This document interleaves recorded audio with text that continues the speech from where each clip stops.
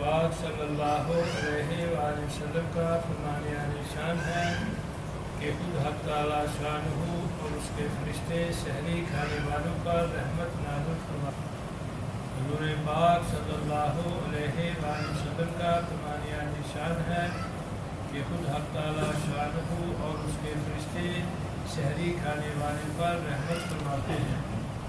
नबी करीम सल्लल्लाहु अलैहि वसल्लम का फरमाने आने शान है कि हमारे और अहले किताब यानी यहूद और नसारा के रोज़ा में सहरी खाने से फ़र्क होता है कि वो सहरी नहीं खाते।